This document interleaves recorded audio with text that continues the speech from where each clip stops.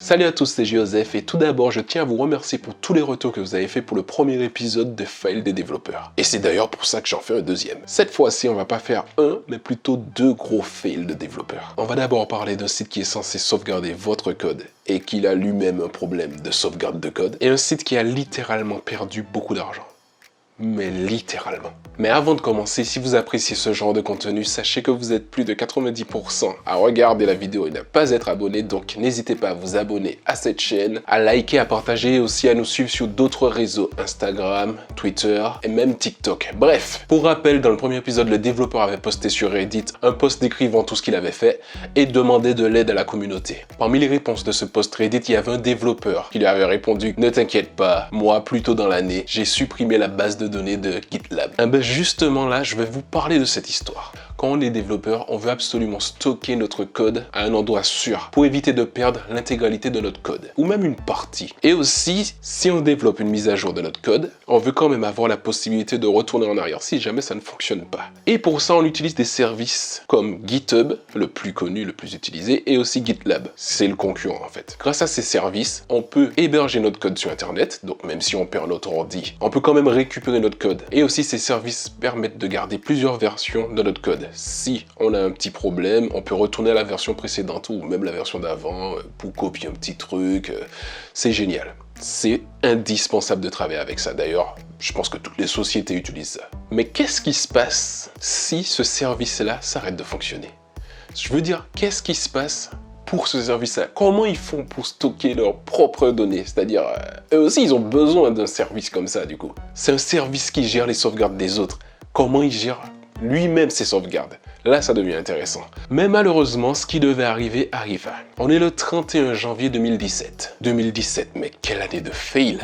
Bref, les utilisateurs de GitLab se connectent sur le site et se rendent compte que ça ne marche pas. Qu'est-ce qui se passe? Donc ils se rendent sur Twitter pour voir s'il y a une communication suite à la panne et ils tombent sur un tweet indiquant qu'ils sont en train d'effectuer une maintenance d'urgence. D'urgence! C'est bizarre. Et du coup, GitLab.com sera mis hors ligne. Donc là, les gens commencent à se poser des questions. Quand est-ce que le site sera en ligne? Ils ont quand même besoin de ça pour leur société, pour héberger leur code, pour récupérer leur code. Bref, les utilisateurs commençaient déjà à se poser des questions. C'est bizarre quand même que GitLab soit en maintenance pendant des heures. Qu'est-ce qui s'est passé ce jour-là? Un administrateur aux Pays-Bas qui travaillait tard la nuit, c'est bien écrit qu'il était fatigué, devait effectuer des sauvegardes de la base de données de GitLab. Donc tout va bien, il fait ses sauvegardes, en fait c'est la routine pour le gars, il fait ça tout le temps. D'abord il doit supprimer les données pour ensuite effectuer une sauvegarde des données actuelles. Sauf que, il se connecte sur le mauvais serveur. Et là il rentre la fameuse commande shell rm espace -du6 rf. En gros, cette commande permet de supprimer les dossiers et tous les sous-dossiers qu'il y a à l'intérieur de ces dossiers ainsi que tous les fichiers. Mais, contrairement à une suppression qu'on fait sur Windows de base, mais on met quelque chose dans la corbeille, là, il n'y a pas de corbeille. Là, c'est supprimé définitivement direct et ça supprime très rapidement. C'est-à-dire, il n'y a pas de « est-ce que vous voulez supprimer ?» Non, là, c'est direct. Mais là, il se rend compte qu'il n'est pas sur le bon serveur, en fait. Et il se dit « merde !» Donc, il fait CTRL-C, il annule la commande de suppression, mais trop tard en fait. Et du coup, il se dit, ok, qu'est-ce que j'ai supprimé? Donc il regarde, il voit qu'il a supprimé le répertoire qu'il devait en fait sauvegarder. Sur les 300 gigas qu'il y avait à l'intérieur de ce répertoire, il voit qu'il en reste seulement 4,5. Aïe, aïe, aïe, aïe, aïe, aïe, là c'est chaud. Et là j'imagine que c'était la panique. Mais qu'est-ce qu'il y avait dans ces répertoires? Par chance, il n'y avait pas le code des utilisateurs de GitHub, mais il y avait quand même plutôt les rapports d'incidents, des métadonnées, c'est-à-dire des commentaires, des likes, tout ça. Parce que oui, sur GitHub, on peut aussi commenter des projets, on peut commenter du code, bref. Eh ben, il y avait ce genre de données en fait, mais des millions de données en fait. Ils ont aussi dit qu'il y a 1% des utilisateurs qui seraient concernés par cette perte, mais 1% des utilisateurs, c'est énorme. D'ailleurs, à aucun moment ils disent si ces utilisateurs ils sont concernés par la perte des données, c'est-à-dire du code. Quand vous êtes une entreprise qui est censée stocker les données des autres et qu'il vous arrive ce genre de choses, selon vous, comment a réagi la communauté des développeurs? Eh bien, figurez-vous qu'ils ont très bien réagi. Pourquoi? Parce que GitLab a été extrêmement transparent sur leur façon de gérer cette crise. Ils ont dit exactement ce qui s'est passé. Je sais pas si toutes les entreprises auraient fait pareil. Ensuite, ils ont créé des billets de blog pour expliquer la situation. Et ils ont même fait des live YouTube, où ils sont en train de régler le problème en fait. Et ce live a même été suivi par 5000 personnes en simultané. Vous imaginez quand même 5000 personnes en train de regarder une entreprise en train de régler son problème. C'est quand même incroyable. D'ailleurs, je me demande qu'est-ce qu'il faisait pendant ce live. Est-ce que tu voyais un gars derrière son ordi en train de dire « Oh, ça marche pas, oh, ça marche ». Est-ce que c'était le porte-parole qui était en train de parler en live? On est quand même face à une grande entreprise.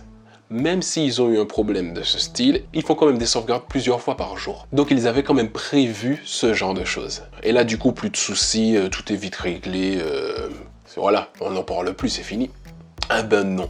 Parce que sur les 5 systèmes qu'ils ont mis en place pour récupérer les données si jamais ça devait arriver, eh ben rien ne fonctionne en fait. C'est-à-dire que à chaque fois ils testaient un truc, ça ne marchait pas. Ils avaient les données qui dataient de 6 heures, ils essayaient de remettre ça sur le site, ça ne fonctionnait pas. Ah ben figurez-vous que ce qui a marché en fait, c'est qu'ils avaient un GitLab privé, c'est grâce à ça qu'ils ont réussi à restaurer leur sauvegarde. Même les géants comme GitLab ne sont pas épargnés par ce genre de problème. Et même en ayant mis en place au préalable plusieurs façons de restaurer leur sauvegarde, ils avaient quand même des problèmes. C'est-à-dire qu'ils n'avaient pas testé régulièrement pour voir si ça marchait.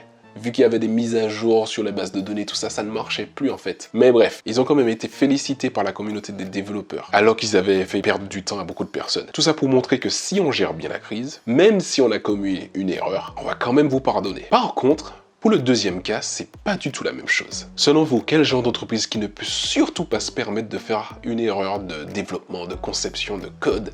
Bon, en fait, toutes les entreprises, mais je veux dire, il y a des endroits où c'est un peu plus grave que d'autres. Dans un prochain épisode, je vous parlerai d'une fusée qui explose, des airbags qui ne se déclenchent pas en cas d'accident, et d'autres fails incroyables.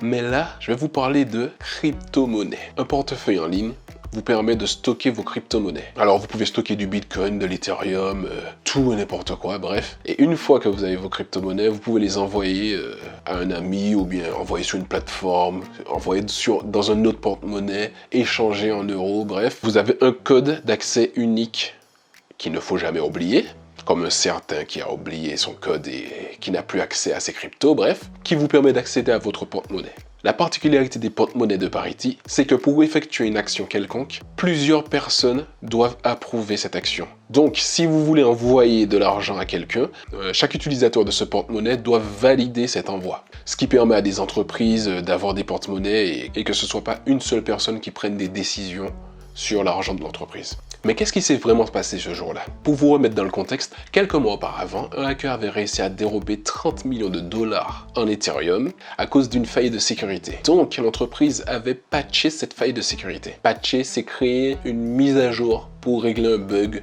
un souci, une faille, bref. Mais la mise à jour qu'ils ont effectuée avait aussi un bug. Plutôt une faille de sécurité. Je vais vous expliquer. Parity a son code publié sur GitHub. Il y a beaucoup d'entreprises qui font ça. Ils mettent leur code en public pour montrer que vous n'avez rien à cacher. Aussi pour montrer que votre système fonctionne bien. Et même permettre à la communauté de développeurs de corriger vos bugs. C'est-à-dire, ils peuvent vous signaler que vous avez telle chose qui n'a pas été bien implémentée. Et ça permet à n'importe qui de donner son avis, de corriger et d'améliorer tout le code. Et c'est exactement ce qui s'est passé. Donc il y a un utilisateur qui regarde le code et il se rend compte qu'il y a un petit truc bizarre. C'est-à-dire qu'il y avait une fonction qui permettait de prendre possession de tous les codes des porte-monnaies. Et ce code-là pouvait être exécuté par quelqu'un de malveillant. L'utilisateur, en voyant ça, il prévient l'entreprise, il leur dit ça sent mauvais ça, donc il faut faire attention, soit vous devez exécuter ce code-là vous-même, ce qui empêcherait à quelqu'un d'autre de le faire, ou soit vous devez supprimer directement ou cacher le truc, bref. Mais certaines entreprises ne prennent pas en compte les avertissements des utilisateurs. Donc, le gars leur prévient qu'il y a une faille majeure qui permet de prendre possession de tout l'argent en fait, mais eux, ils regardent ça, ils se disent « Oh, pas de souci, t'inquiète, ça c'est un petit problème mineur ». C'est d'ailleurs ce qu'ils ont communiqué. Ils ont cru que c'était un problème mineur, ce que le disait le gars, alors que voilà, c'est quelque chose d'ultra important. Mais bref, et un autre jour, un utilisateur du nom de DevOps 199, il se rend compte que il y a toujours ce problème en fait. Et il se dit bon, je vais essayer, mais pourquoi pas tester en fait. Et là, le gars, il réussit à pénétrer dans le système et à exécuter cette fonction. Et par miracle, il prend possession de tous les porte-monnaies de l'entreprise. Le gars a littéralement l'argent de 500 porte-monnaies d'entreprise. Vous imaginez? Et sous ces porte-monnaies, il y a l'équivalent de 150 millions en dollars. Qu'est-ce que vous aurez fait avec 150 millions? Non, dites-le moi. Non, vraiment, qu'est-ce que vous aurez fait avec 150 millions? Moi, franchement, 150 millions, je sais pas, je crée une grosse entreprise, je fais plein de trucs, j'ouvre une école, des écoles de code partout. C'est-à-dire, tu vas dans ton jardin, il y a une école de code, mais bref. Qu'est-ce que vous aurez fait avec 150 millions? Eh bien, figurez-vous que lui, il s'est dit, finalement, je vais brouiller mes traces, en fait.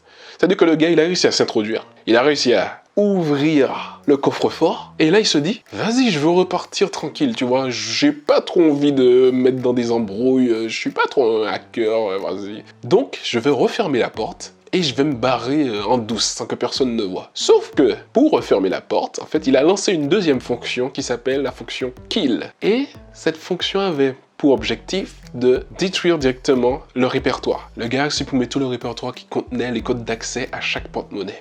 En gros, il a définitivement bloqué plus de 150 millions de dollars en Ethereum. À jamais. C'est-à-dire qu'il n'y a aucun moyen d'accéder à ces Ethereum-là. Vous imaginez, les clients se sont mis à gueuler comme jamais. Imaginez les répercussions. Vous avez des clients qui ont des millions d'euros, qui comptaient sur vous, qui appréciaient même votre service, et du jour au lendemain, vous n'avez plus leur argent et vous êtes incapable de leur fournir l'argent. Donc l'entreprise a tout tenté pour récupérer ça. Mais ils se sont rendus compte que c'était peine perdue. Mais l'histoire ne s'arrête pas là. Parmi les clients, il y avait aussi des entreprises qui faisaient des levées de fonds. C'est-à-dire, si vous avez besoin de faire une levée de fonds pour une nouvelle crypto-monnaie ou un projet généralement dans la blockchain, ce qu'ils appellent des ICO, ICO, bon je sais pas comment on le prononce, bref. Ils utilisaient ce genre de porte-monnaie, ce qui permettait qu'il y ait plusieurs personnes qui puissent se connecter là-dessus.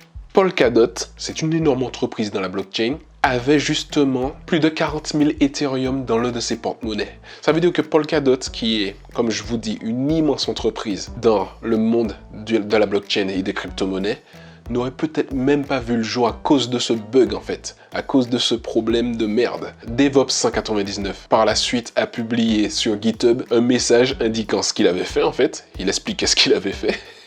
Et il a publié un commentaire dans lequel il disait « Je l'ai accidentellement tué », en parlant du répertoire qui contenait tous les codes. Bref, et par la suite, Ethereum, qui est la deuxième crypto-monnaie en termes de capitalisation mondiale, a failli créer ce qu'on appelle un hard fork, pour éviter qu'il y ait des personnes qui ne retrouvent jamais leur crypto. Ce qui est possible de faire, mais qui a d'énormes conséquences sur la crypto-monnaie, c'est de créer un fork. C'est-à-dire de créer une deuxième version de cette crypto-monnaie pour rendre inutilisable la crypto qui existe déjà. Donc les clients qui détenaient ces porte-monnaies espéraient qu'ils fassent ce genre de choses. Mais la communauté Ethereum ne voulait surtout pas que ça se fasse. Parce que ça peut baisser le cours de l'Ethereum.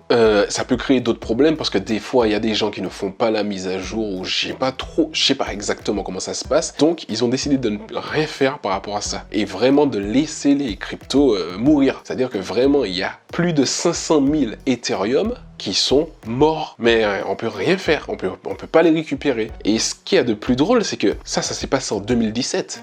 L'Ethereum était à 300 $ environ. De nos jours, l'Ethereum a atteint au plus haut 4000 $. Actuellement, ça vaut des milliards, plus de 2 milliards de dollars. C'est quand même incroyable qu'il y a cette somme-là, juste à cause d'un con qui se promenait. Moi, je pense vraiment qu'il a fait exprès, tu vois. Je pense pas que c'est un gars qui voulait corriger, non. Je pense vraiment qu'il a fait exprès. Et pour moi, ça, c'est la vraie définition de perdre de l'argent. Parce que quand on dit perdre de l'argent, généralement, c'est... Voilà, t'as perdu de l'argent, mais il y a quelqu'un d'autre à récupérer. Là, c'est vraiment une perte. Personne ne récupérera cet argent. Il y a même eu des comptes fans de DevOps 199. Il y a eu des t-shirts qui se sont vendus. C'est devenu un mème quand vous avez perdu autant d'argent. Croyez-moi, je pense que c'est très compliqué. Ensuite, il y a beaucoup de projets qui sont sûrement morts direct à cause de ce gars. Ce qu'il y a de plus drôle, c'est quand même on les avait prévenus. Ils ont tweeté par la suite, si on avait suivi les conseils de l'utilisateur qui nous avait décrit ce problème, on n'aurait pas perdu l'argent des clients. Moi, j'aimerais bien savoir qui se cache derrière ce DevOps 199. Je pense que c'est un gros troll. C'est pas le troll qui va faire s'énerver 2 personnes sur Twitter. Là, c'est un autre niveau, un autre level. C'était 2 histoires que je trouvais juste incroyables et que j'avais envie de vous partager. Si vous avez eu connaissance d'un fail qui a fait grand bruit ou même de vos propres fails, pourquoi pas, partagez-les en commentaire. Ça va être drôle de relire tout ça et puis vous me dites ce que vous en pensez. Merci beaucoup d'avoir suivi cet épisode jusqu'à la fin et je vous dis à bientôt parce que le web ne dort jamais.